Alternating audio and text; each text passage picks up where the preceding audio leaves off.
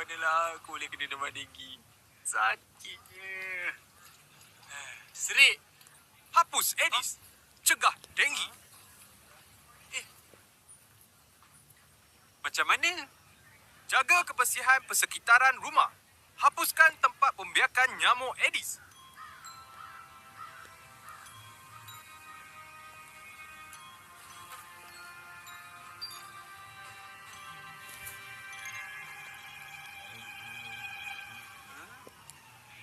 Lagi, jaga kebersihan di dalam rumah juga. Buang air yang bertakung di dalam pasu-pasu.